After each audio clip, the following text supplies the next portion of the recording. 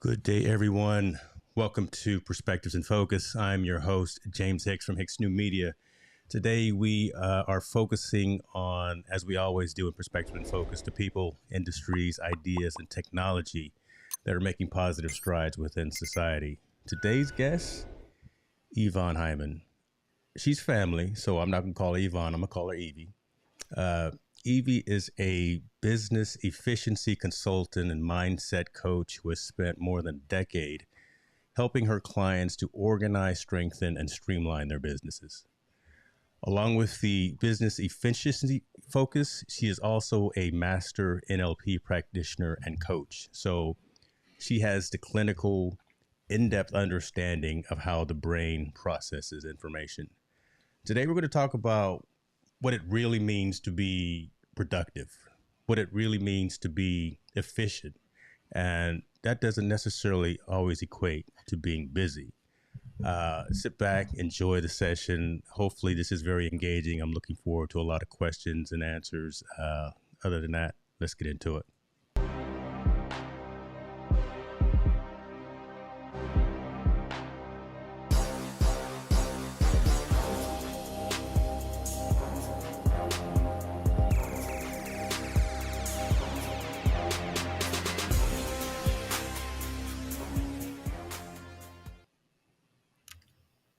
You just So, aged me, hold didn't on. you? I didn't hear my intro, so that means I something's wrong. God dang! I'm not gonna blame it on the hosting platform. I'm gonna blame it on the multi streaming platform. Dang it, Restream. Uh, I or you still are just again going can't way hear too you, but technical I know considering you all are the talking. technology you have on your desk. This is brutal. Can You folks hear me?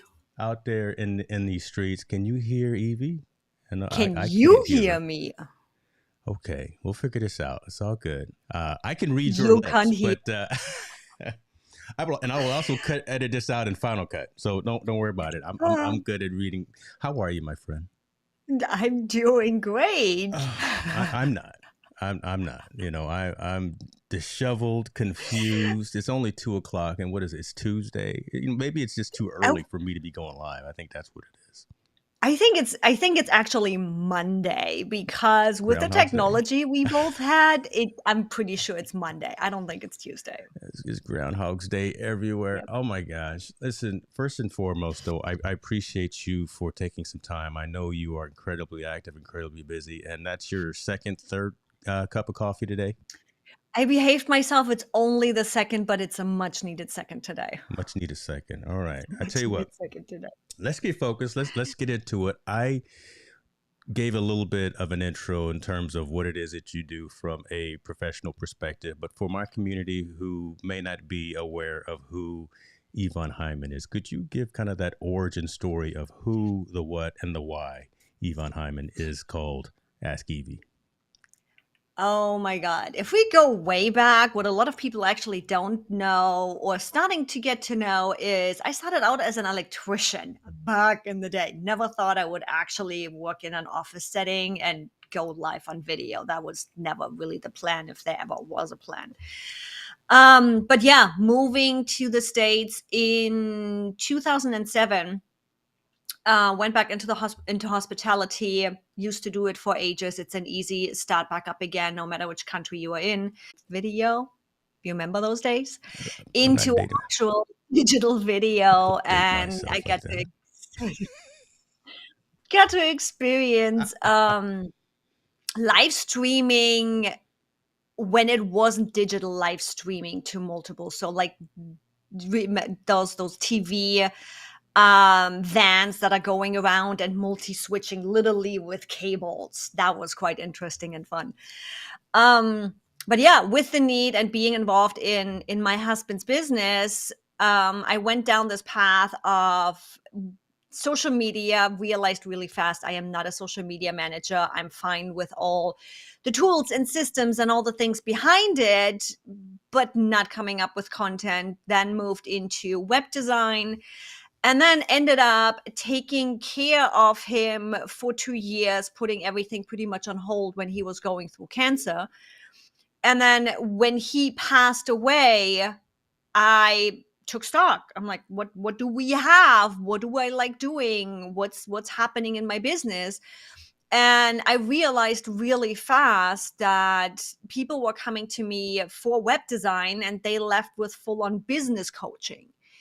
And that's where Ask Evie started turning into what it is today. And that is business efficiency consulting, bringing technology in to make our life easier. And then my drive to understand people don't make sense to me. Technology makes sense to me. People That's a don't whole. necessarily We should hold make on. I'm not sense going to to just me. that you just drop that right there and say I people just don't make dropped that sense. right there. Yeah. But Okay. in that drive of wanting to understand people and not be like, why are you doing this? This doesn't make any sense.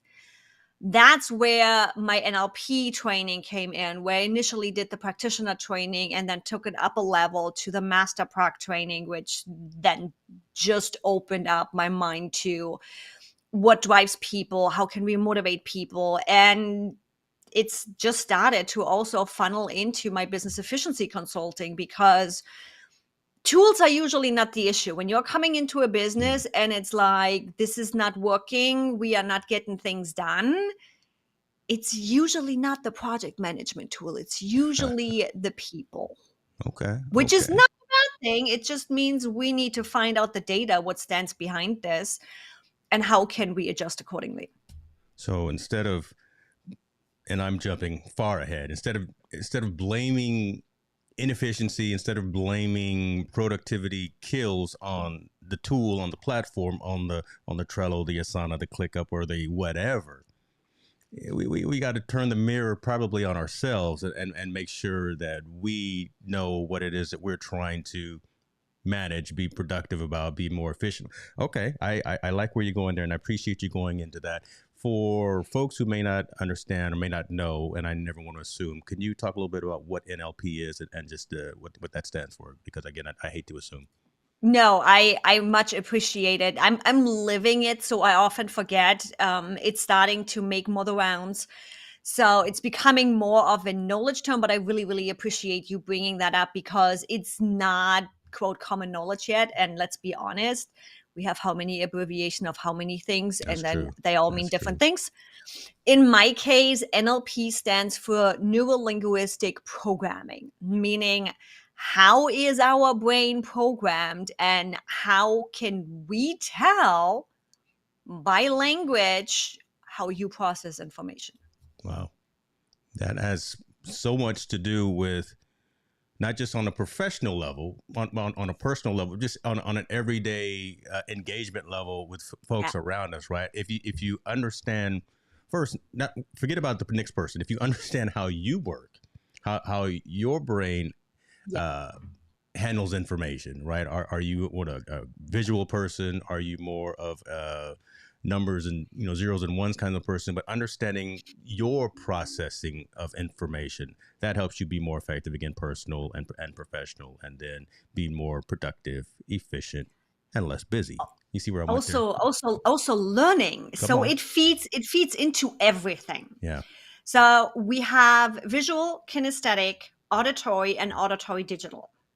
So I'm an auditory digital. Okay. It's Stephanie like Lou the always five laughs love about languages, me. right? It's It's like like the love languages. it works similar. So, and what that helps you when you can determine how somebody processes information, it first of all helps you to build rapport with them, to really build a relationship with them. To have you ever gone out with one of your favorite guys? You just go brunching, beers at night, whatever it is, whatever you like doing. It's gonna get We me in girls trouble do here on the brunch on line, but Sundays, right? yeah. And there's a couple of people where back in the day, before I understood what was actually happening, throughout the brunch, I realized my language changing. And not just my language changing. Yeah. Now suddenly I did do similar things or similar movements that one of my besties was doing. Mm-hmm. And that's what it is. And human nature is in such that we are looking for the same. We are looking for somebody that is like us. It feels home. Different is a fight or flight. You are different. Why are you different? Are you going to kill me? It goes back to our animal brain. So we are looking for similar.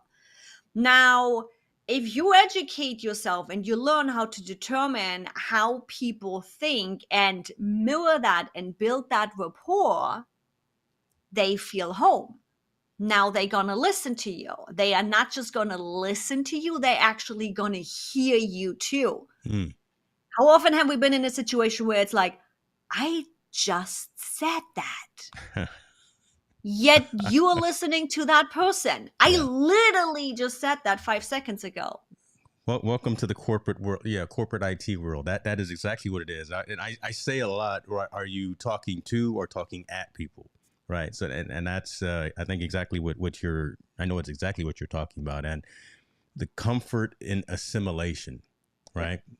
That's an interesting part. We may just go a whole different path here. We may forget about productivity and efficiency, but I'm seeing But a it tie-in. funnels So keep going. into the efficiency. Yeah. Because if I, rather than spending hours and hours trying to explain to you what I'm trying to accomplish, if I can speak your language so that you not only listen to me, but you actually hear me. Here we go. How many hours did I just save trying to make something happen? The same, especially you mentioned corporate. Corporate is that big example because you have so many people and you have so many managers and you have so many levels. If you can speak their language, kinesthetic, auditory, digital, visual, if I can mirror you, if I can build this rapport and I can make you hear, but not only that, if I also can align your personal values with my company values, you're going to work your booty off to make this happen because it aligns with your goals. It aligns with what you want to have happen in your life. Let me ask you something about this because I asked this question a lot about we getting into it, folks. Man, listen, if you got questions for Evie, not for me because she's the expert, subject matter expert. I'm just here pushing buttons and hoping that the audio works. My question is again with the world stopping for the last 2 years, how has that, if it has, changed kind of the dynamic of you being able to, or you even be able to teach and coach individuals and organizations how to get to that point, right? Zoom, Teams, WebEx, all of that is very difficult to, and you see me, I talk with the body a lot, right? So to actually portray and show a lot of that emotion. So has that caused you to kind of change your delivery of how you coach individuals and organizations because we're stuck 800 miles away and all I got is a camera, right? As opposed to being able to walk around the room, shaking hands and kissing babies. I'm just wondering, has that changed kind of your approach to teaching organizations and individuals how to get folks to see that end goal, that message, right? That goal? No, it hasn't changed how I approach it. I've been digital for ages, so there has nothing changed. Okay. The last 2 years were actually of advantage to me. Okay. So you now suddenly had corporations that always fought the remote work approach, right? They've been fighting it for years. We've been doing it for how long now? It's possible. It's not a big deal. But it has brought up that need of building community, of having these conversations, because even though my approach hasn't changed, because I can do a lot of this digital, as long as you turn on your camera, we can do that.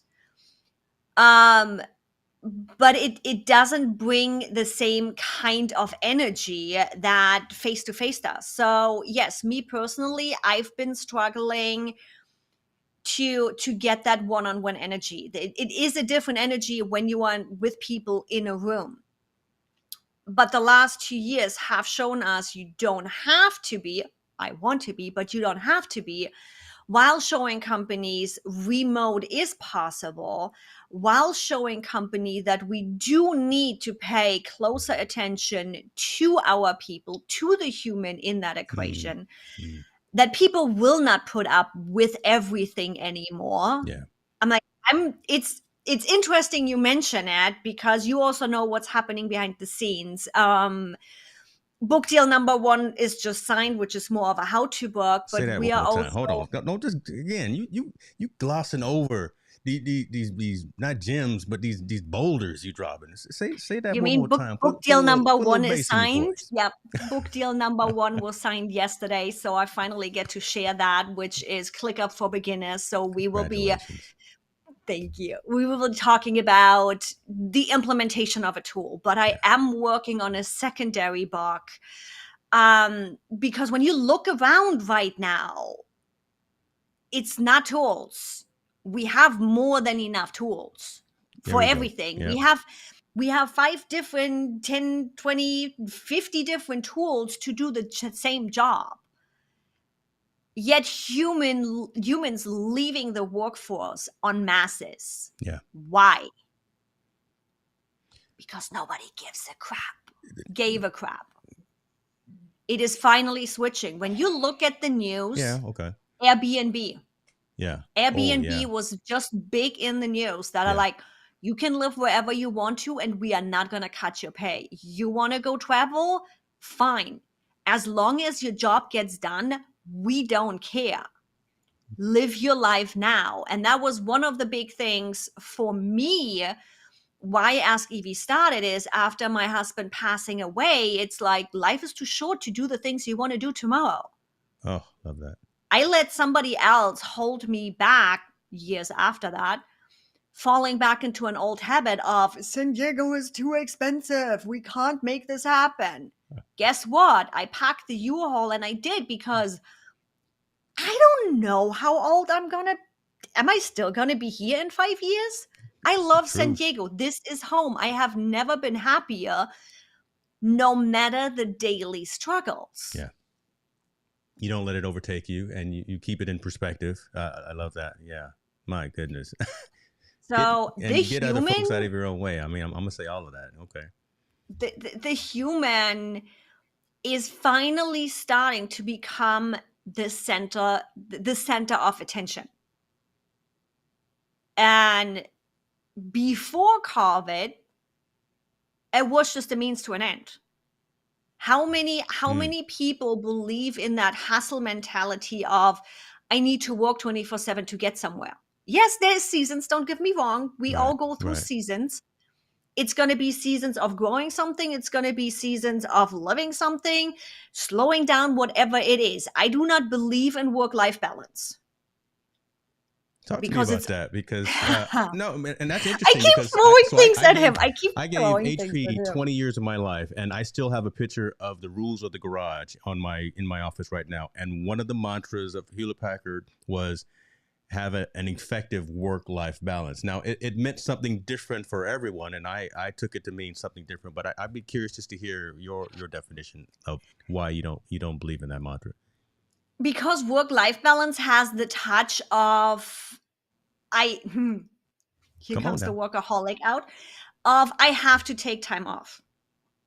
I run a business that I love, that fulfills me. And I have friends that will never understand that. They will never understand that I do not have a problem, and it's not wearing me out working till 8, 9, 10 o'clock at night because I bit my teeth into something, because I found something new. I'm not going to feel bad about it, because I'm supposed to have work-life balance and take time off. As well as balance implies a balance. Life happens in seasons. Yeah, y'all ready? I hope you got a piece of paper and a pen, folks, man. Professor Evie's in the building. Come on now, keep going. And that's where it comes back down to language. Yeah. The words we use matter. And I think you actually, in one of our chats, we're talking about my productivity versus efficiency video. Exactly. The language we use matters, and the word balance implies it's in balance. And the moment it's off, we are beating ourselves up because it's not in balance, which is why I do not like the word work-life balance, because there is never gonna be a balance. I like that. If Okay. it would be balance, it would be 50-50. Yeah. Yeah. Now, what happens is, especially with entrepreneurs or startups or any business for that matter, especially look at seasonal businesses. No matter if you look at it in a week, if you look at it in a month, especially for us females, as well as a year, as well as potentially 10 years. Everything happens in seasons. One time something is higher up and then it's lower. If you get that energy of something new, a new idea, a new tool, a new place, whatever it is, you're going to spend more time in your business. If you are bringing up a new product, a new service, you are running through it, you are setting it up, you are beta testing it, you are getting a new camera. You're going to spend the next week playing around with the camera till you are set in. It's set up and it's fine. Things always happen in seasons. Okay.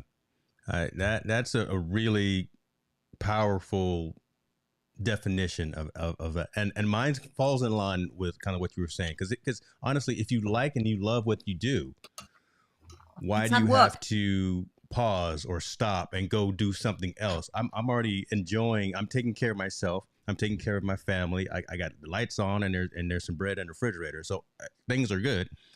Why should I pause because I want to, again, configure this infrastructure in the studio, bring on some exciting guests, doing all of those things? Why step back and have to worry about some perceived balance? Yeah. If the balance is for me that I'm working, I'm enjoying my life, I'm doing what it is that I like to do. There's some financial reward to it. There's psychological, there's all of those things. Why you want me to stop?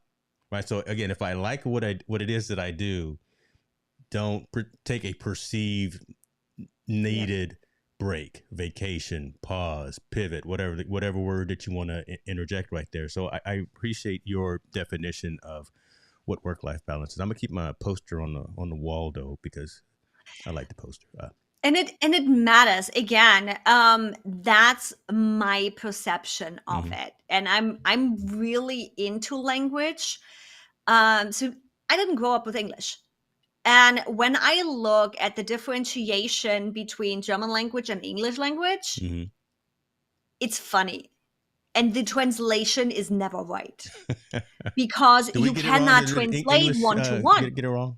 It's our fault, right? We're still you can't translate one-to-one. It's the example I always use is, if I tell you to think of the color red, the chances are you are probably thinking of this red just because it's right in front of you. Correct. Chances are I'm going to think of the red of my hummingbird feeder, which are different shades, yet we use the same word, we use the same language. So there is so many different annotations that are happening where, again, coming back around to the whole productivity versus efficiency, understanding how people think and speaking their language, giving back their language. So when somebody is kinesthetic, using kinesthetic language to talk back to them, will cut that barrier in our brain where the animal brain is like, whoa, you're speaking a different language. We are speaking the same language. Yeah. I just simply not giving the exact words back to you. But the moment you do, that animal brain is like, oh yeah, you speak my language, I'm good. Fight or flight is off. No, there is no borders of, I'm not going to listen to you, I'm out of here. And I see that a lot with folks. I can't, I'm not gonna say but folks can't accept a direction, a process, or whatever the case may be. They hear it, but again, until I regurgitate it or say it in using my words, using my language, again, like you said, it's the exact same thing. But until I recite it in my slang or whatever, it doesn't resonate, right? There's no what's in it for me until I say probably exactly the same thing that you said. in my words, and then we can be on the same page. And that's, I always am concerned about why, again, that's that red tape in the corporate world. Why does that delay always have to happen? Because we can't move forward until Evie says it the way that she wants to say when we're all talking about doing the same thing. Yeah. That's where you need a communicator in the company, somebody that does know NLP, somebody that can be the in between. Yeah. In corporate, it doesn't just come down to the language per se. In corporate, you have a lot of values that are going on, meaning CEO has their values of making sure that the stakeholders are all happy and they're getting paid, because if not, his life is going to be a mess. Yeah. Then you got the manager who wants their team to be productive so that he looks good with the CEO, because he wants to be home in the afternoon with his wife and kids without the CEO being on the phone of what's happening here. So it, especially in corporate, in that big amount of people all in one place, it's not only the language, which is a big piece, the motivator, getting past the animal brain that decides, do I like you or do I not like you? Am I going to listen to you or not? It also then funnels into aligning those values. So that's where corporate retreats often come in, or corporate training. If you bring in the right person to build those relationships, to align those values of those people with the company values, with the goals we have, where we are wanting to go. Because no matter how much I love your company, if there's nothing in it for me, I'm just going to spend my hours and be done spinning wheels. with my paycheck. Oh, man. And that's the worst place to be. I think for both parties. I think for an organization and for the individual, right? If you're just sitting there watching the 9 to 5, watching the clock until it hits 5, and you're not getting that value, you're not getting any reward. It doesn't always have to be financial, but just you know, the fact that you're doing a job or doing something, a task that you feel that you're providing a difference. Again, why have work-life balance if, again, that 9 to 5, you're actually getting some intrinsic value out of it? I love that delineation right there. And when I talk about values, it doesn't necessarily just mean any award or money. Mm-hmm. There is Kelly Noble Mirabella is a great example. We both went through the NLP Master Prac. We elicit each other's values regularly to know why we make decision or align our decisions in our business with what we are actually going for. And her highest up value is flexibility. Okay. She'll never deal with a 9 to 5 and being locked up. Yeah. She wants the flexibility to be able to take care of her kids, whatever happens and whenever it happens. So when we talk about values, there is the difference between your perceived values and your actual values. One of the biggest ones that we often discover is that value of money. I was surprised that money itself is actually fairly high on my list of values. But because it means to me the things that I can do. Right. Now, eliciting values from other people, what often happens is that money, they think money is high on their values, but it's actually somewhere way down the list.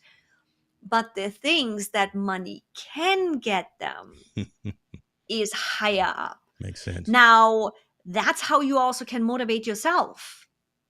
Especially being an entrepreneur, you have days where it's like, you know what? I just want to curl up in bed, pull the blanket over, and not deal with anybody. We all have those days, right? Well, I'm sorry.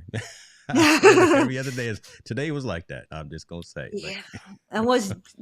Yesterday was that kind of day. Today is the aftermath. Tomorrow I'm back. Yeah. But knowing my values, I literally have my life and my career values right over there, which one of my career values is pride.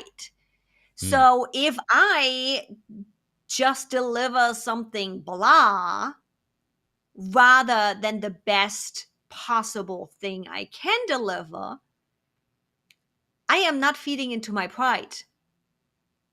And pride doesn't necessarily have to be a bad thing. But if I not do 150% in what I do, I'm letting that value down, Mm. which then is going to snowball back in me feeling like crap.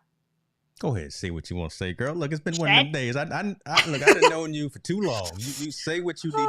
We are going live. I don't want to get you kicked off of YouTube. You know, have to put the explicit tag on this, man. I feel the exact same way. And listen, I'm looking at I see a ton of folks over on Twitter. Shouts out to my Twitter community, my audience. Come on over to YouTube so you can engage and interact with Evie and I and ask questions. Let me go a different path, kind of a similar conversation, because we talked about productivity, we talked about efficiency. I like the fact that you've got your plans written down, because if you've got your plans out of your head, which turns them into goals. That's for me, right? That's my definition, right? You think about it, so that's the plan. But when you actually write it down, there's a goal, because then you can measure it. You can see how you're getting from one critical path, one moment to the next. I love that piece. I want to talk a little bit about self-regulating and realigning with those plans, right? How do you move from those different seasons, right? When you have to do something different because maybe again the world shuts down, or maybe what if the book deal, not God forbid if the book deal didn't come through, right? I know, hush your mouth, James. Oh my gosh, it's been a year in the works, a year. So come You're on, talking let's to go a into girl that piece. does not do Self-regulation well. and kind of realigning. Let's get into that one, huh? There is a lot of things going on in this whole self-regulating and pushing through. One of the big things I always keep coming back, simply because it is our main motivator, is our values. Right. That's what drives us. That's what keeps us going. And again, it's not necessarily the conscious values of I have family, I want my kids to have a better life, the standard. I promise you there is more underneath that, where again, in Kelly's example, it's flexibility. Yes, it is her family, but it's actually the flexibility. Now, the other side of this coin, getting through these seasons when they might not be easy seasons. Cleaning up your own mess. There you go. Acknowledging that you have a mess to clean up. We all have a mess to clean up. Backtrack a little bit right there, right? That's even tough, just to acknowledge that you have a mess to clean up. But yeah, go ahead. We all have, and if you think you don't have a mess, you have a bigger problem. I got listen. You don't even see the back of this room right here. I got a mess. So yeah. Did I just call somebody in the audience out? Yeah, look, again, man in the mirror right here, boy. And it's an onion. It's when I started out this process with NLP, I went in it to have the tools to take care of my shit, because I have the analytical mind. I see the issues. I know exactly what's going on. Yet I'm going through the same circles over and over and over again. I'm like, this is insanity. Why am I doing this? Yeah. Literally, that's how I went into practitioner training. There's seeing my patterns, seeing the things that I'm doing, and realizing this is the definition of insanity. Something isn't right here. Why am I doing this over? But with that, starting to work on yourself and in multiple different areas. So that's where, for example, in my training, timeline therapy comes in. Okay. As a short example of what timeline therapy is, you're pulling out old situations, look at them out of a different perspective, and now suddenly you are leaving the emotions that was connected to it behind, and you are just keeping the learnings. Okay. We are emotional people. Yeah. We don't remember a specific situation second by second. We are memorizing the emotion that we connect with that situation. And that's what's holding us often back, because chances are it's a perception of an emotion. Wow. It's an emotion that we connected to it, maybe not even right in that situation. How many of our kids' situations that we have where we were little and you ask your mom, it's like, I remember, do I remember this right? I literally just asked my mom a month ago or something. I got stung by a bee. And I'm like, Mom, did I ever get stung by a bee? I remember sitting in a high chair and being stung in my throat. And she's like, no, you didn't, but I did under my arm. Oh, wow. Okay. So I remembered piece of that, but it got distorted. And then potentially there's emotion set to it. And it shapes Parents, it shapes your perception of things moving forward, doesn't it? Probably incorrectly, and that in your case incorrectly. Okay.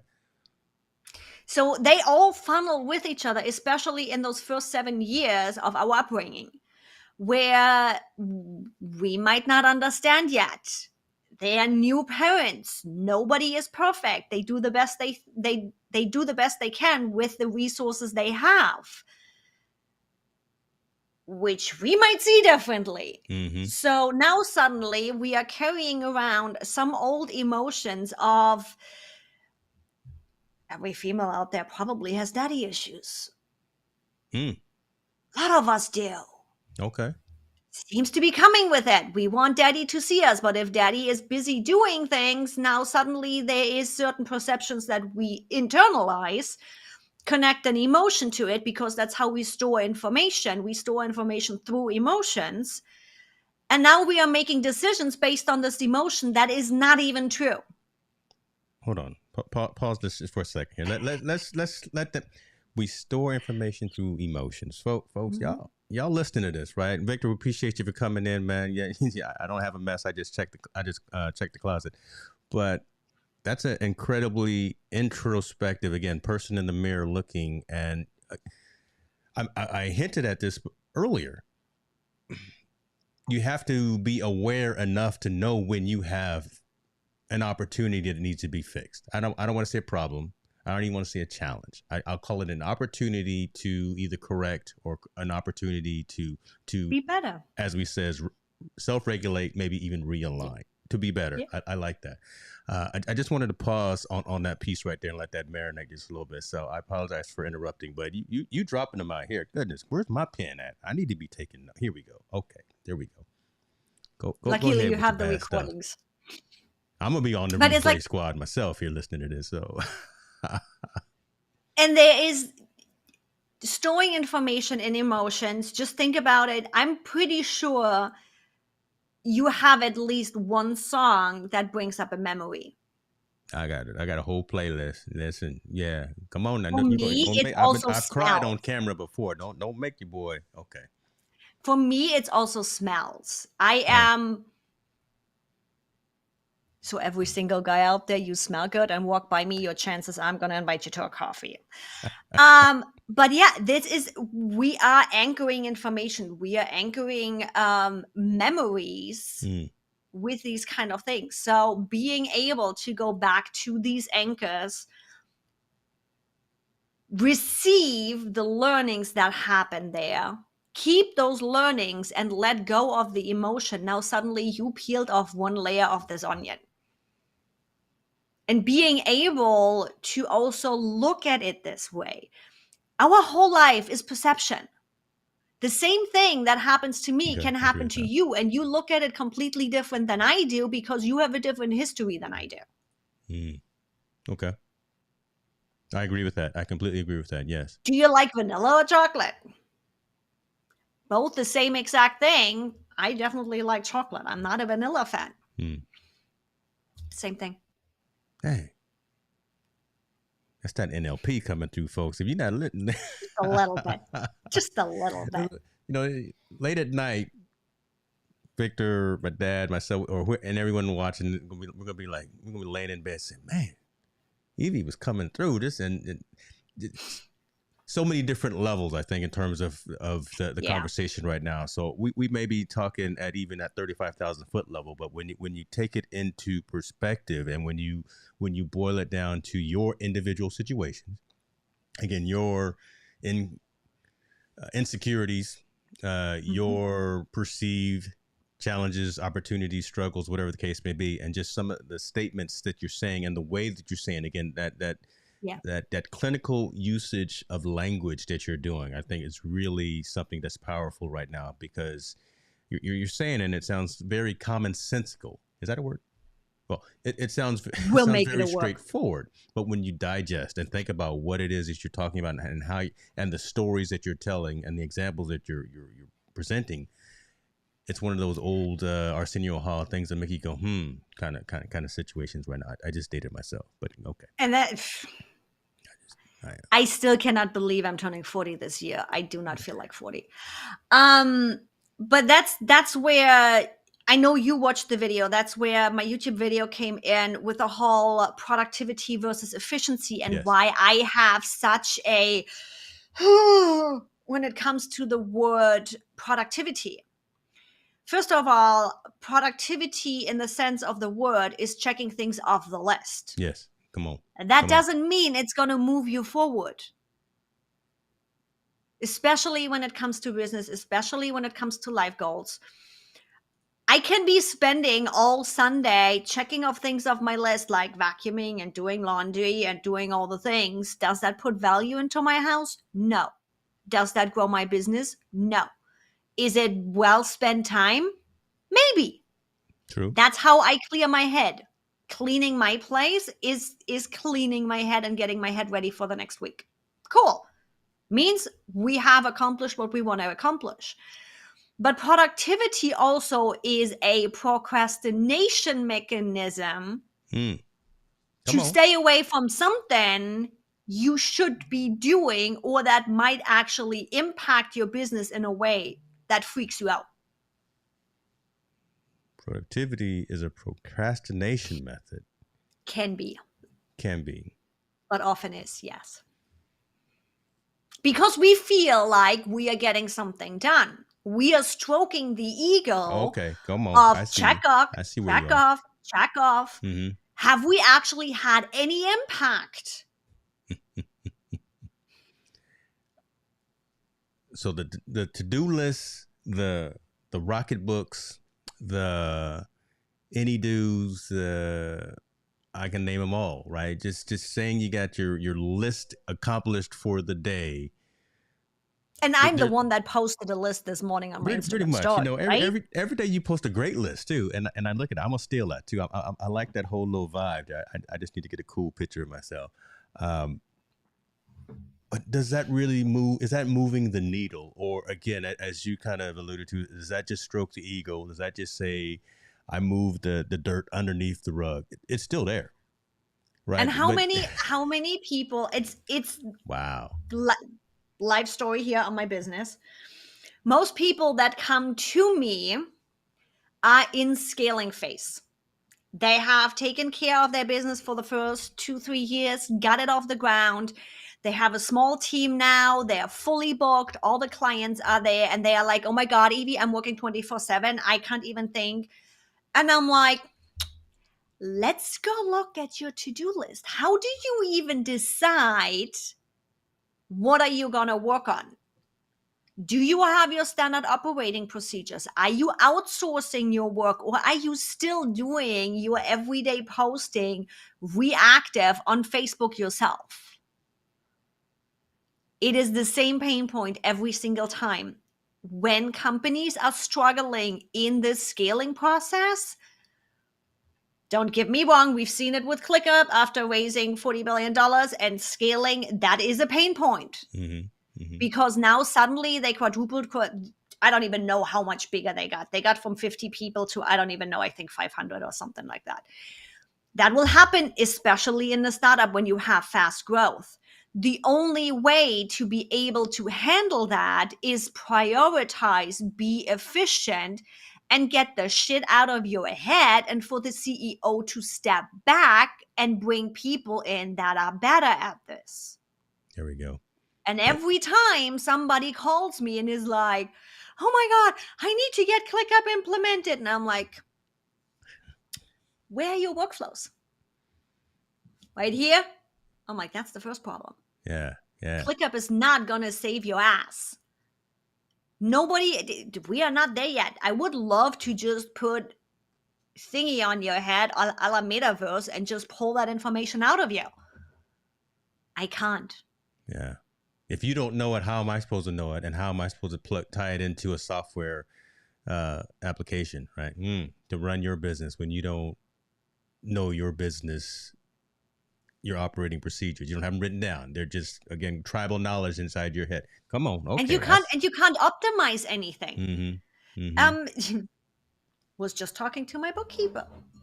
She's like, damn, you're barely spending any money on your business. I'm like, yeah, because I don't need to. I'm a consultant. I'm keeping my costs down. I'm optimizing it.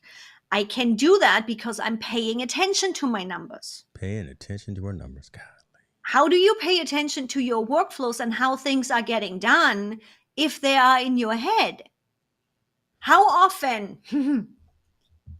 How often have you? Now she's gonna put the business out there in the streets. Go ahead now. We've all done it. How often? Anybody in the audience? Jump in the comment section. How often have you jumped on your laptop or your computer and said, "Oh yeah, I'll take care of that really fast in the next 5 minutes"? How often have you done that and then suddenly 2 hours were gone? Putting both hands. We've all been there. We've all done it. Yeah. But you cannot track something that is not written down because it comes back again to our perception. Can I spend the next 5 hours diving into a new tool, figuring out how this works and automate the crap out of it? Heck yeah, I can spend years I have spent years on it. Yeah. Is it the best time spent? Only if I can apply it to my business and make something better on my clients. The return, it's a price versus cost. And where's I'm summarizing for myself, for the people in the back of the room like me. It's price versus cost kind of situation. Yep. And if there's some type of value that comes out of spending that time and that effort, right? Where's the return on investment coming for you spending, like Victor said, only 2 hours. Right? If you spend half the day trying to figure out how to use it. Yeah. What we do along those lines is we are creative. Whatever you perceive creative to be. One of the lessons I had to learn because I never considered myself creative. We all are, especially as entrepreneurs. Life throws stuff at us. We figure it out. That's creative. Now, people like us always come up with new ideas. In my sense, how can I optimize something? How can I automate something? How can I make this a system? All the things. Right. We look at Doc. Oh, I want to buy this and get this and implement this and do this and do here. We know him, right? Right. We all have our own ways of being creative and having thousands of ideas every single day. They first of all need to get out of your head because that just keeps your mind busy and you are not getting anything done. But then we also have a system that allows us to rate those ideas. Yes. Does it move our business forward? There you go. Does it even align with what we want to accomplish? Does it align with my values? How easy or difficult is it to implement? Is it a snap and something is optimized, or is it a year-long project? And then how much impact does it have on your business? If you come across an idea that does move the needle for your business, that is easy and quick to implement, and has a high impact, you got a unicorn and you better implement this right. Stop everything and go ahead and put it in motion. Take a weekend and just implement it. Yeah. And you will have those unicorns where it's literally like, okay, we were in a reactive mode and I have this freebie and I have this upsell and I have this course and I have this template and I do this. And then suddenly you sit down with one of your besties because somehow everybody else sees this, but we never see it on our own business. You connect all the dots and it's like, oh, I have like easily 3 sales funnels right here. I just need to connect the dots the right way. sit down for a weekend, get it done, because it does have a major impact on your bottom line, because now you are not just being like, here's the information, we'll see if you ever call me to work with me. Right. Maybe not. Let's be honest, we need to tell people what they are supposed to be doing. That's true. And don't So assume. I love that. Yeah. it's all already there. You don't have to build anything. You just have to connect the dots right. But yeah, that's Again. where idealists come in, and then really categorizing of, does it have an impact? If it doesn't have an impact on your business, throw it out. Is it easy to implement? Is it difficult to implement? Is it difficult to implement? Plan on it. Set time aside, start implementing. Does it have a high impact on your business or a low impact on your business? Yeah. And I would add in that something that we talked about earlier, you know, again, everything has their season, right? So if it doesn't have a good impact on your business today, shelve it, still document it, right? Again, don't just try to keep it in your head, because listen, I've been around the sun a couple extra times than you have, and things fall out of my head.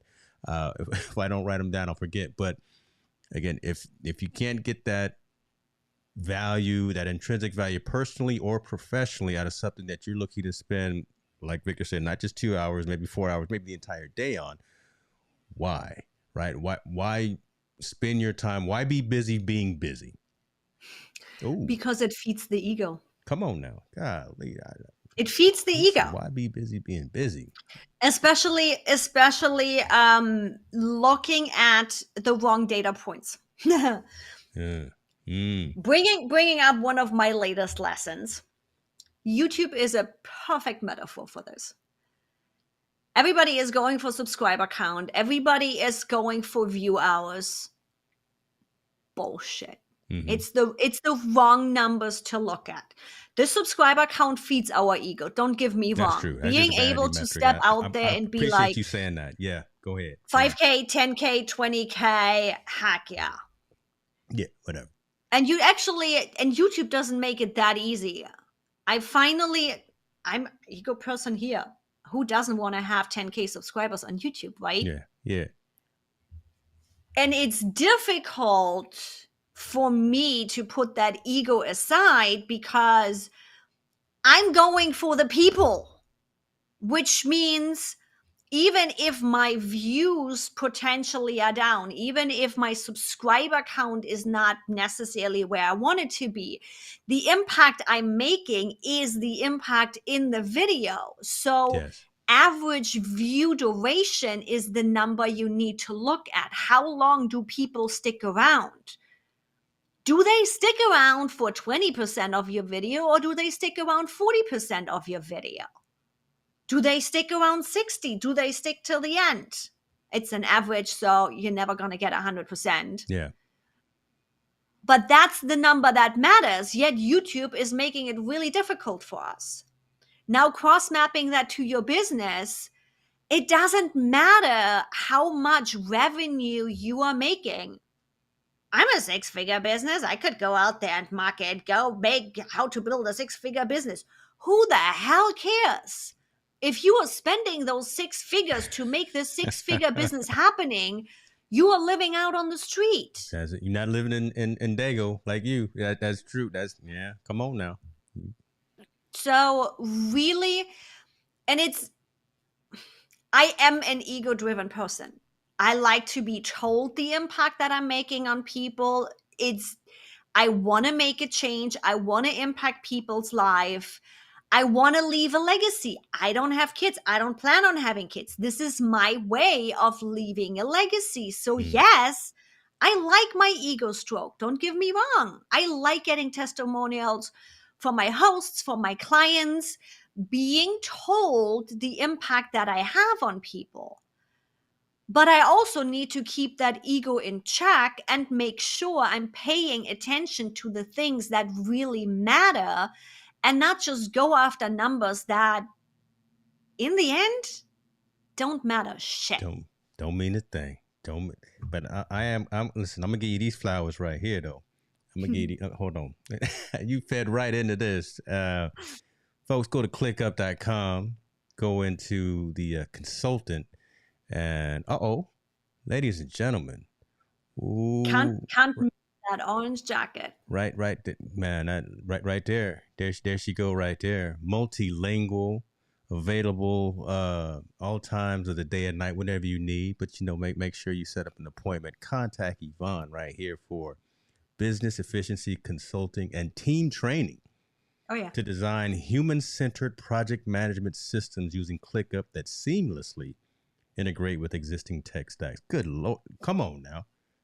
I worked on that. That took me a little bit to polish that like, one up. Yeah, that sounds good. Is that new? Because that whole thing wasn't there about a month ago when It was there, but not with that description. We it's just pretty dope now. updated that That's pretty dope. description about a couple of weeks ago or something like that.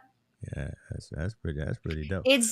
I'm finally owning my awesome and bringing the whole NLP more into my business. I've done it behind the scenes. I've always looked at the bigger picture and how everything funnels together. To me, the years that I've worked with ClickUp and in ClickUp setups, I always started out with what is happening in the business, where are the issues, how does that feed into everything you do, and not just working in a silo. Stephanie Lou would be laughing at me. She's my NLP coach. It took me about a year to own all the things that I have been working behind the scenes with my clients already and just finally publicly promoted to. And there again, peeling off the layer and just working on ourselves, trying to be the best self we can at every single day. And you killing it out here in these streets right here, in these efficiency streets. This is where, folks, I need you to go. I'm gonna put it in the description, askev.com. This is the hub for contacting, for understanding what it is that she does when the world opens back up, getting her out there at one of your conferences, out there in front of the audience.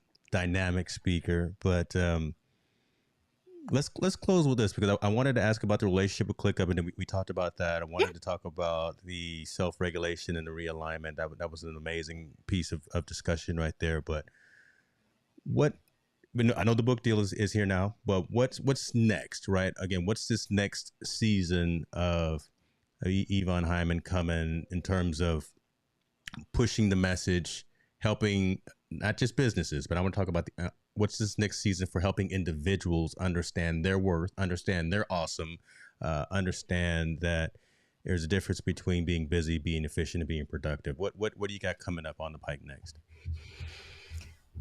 That's a lot. I know. I just hit you with it. I just hit you with a hard. Trying to just balance it. Book number 2 will feed into this, but we are in the proposal stage. And if anybody out there knows publishing houses, that might be another 6 months. When did you decide that? That's another NLP thing of perception. When did I actually decide that it's going to take 6 months? I don't know. We are working hard on that. That is definitely going to be a great resource. My YouTube channel is changing to not just being how to actually implement this with tools, but also diving way deeper into the thought patterns and the processes and the human aspect behind it. So on my YouTube channel, you're going to be able to find how do you implement these changes into a tool and practically implement this in your business. But also what's the human aspect? One of the latest videos was that whole productivity versus efficiency. I've been talking about human project management over there, where it's not the tool, but how are we actually working best in the sense of project management with humans? We are the weak link. That's not a bad thing, but it's one tool. It works that way. If I check it off, I know the task is done. Humans are not that simple, which simply will mean we are always, I don't want to call it the weak link, but we are the point that you never can predict. Okay. So what can we do to predict it the most possible way, to plan for unpredictability? So in big companies, how do I work better with my team as an entrepreneur? How can I set my business up for my own unpredictability, especially with us females out there? We have a week in the month that we are potentially completely unusable. So how can I build my business Yeah. around knowing that Come on, real unpredictability? talk. She talking real. Yeah. So that's where the YouTube channel has been gonna be going. So I stay love that. tuned on social media when I finally publicly can announce the book, and that's gonna be really fun. I just want a signed copy. And listen, I just want, hardcover signed copy wrapped in. I don't know. I just Book need I number need it one I need it comes back here on out. my shelf. I do need it. I need to trying to recall. I think mid-end January is the planned publish date for book number one. Okay. So Lily just signed the contract, starting to write. I heard that. Man, I'm gonna pour out a little scotch for you tonight, just in celebration, and I'll send you a photo. Me and my scotch, just celebrating Evie. Heck yeah. This is cool. I thank you for this conversation. I thank you Thanks for having for me. giving me stuff to think about. I thank you for giving the audience, my community, something to think about, and for those who were brave enough to ask questions. I know that there's a lot of dialogue and there's a lot of introspective that's going on just with the conversation that we had here. So I trust and I hope and I'm certain that folks got value out of this discussion. So we did what we needed to do. You did what you needed to do. Again, I'm just here, the Wizard of Oz, pulling strings and chords, and again, hoping that the technology that didn't blow up on me here. We'll find out after we live and I go through post. You're good. You're good people, even. You really are. And I wanted to give you those flowers as well. I want to thank you for the opportunity to have this conversation with you, and continued good luck with everything that you're doing. Best wishes. You know I love nerding out like this. Thanks so much for having me. We're gonna do it again. Heck yeah. I'm Yeah. in anytime. Done. We out.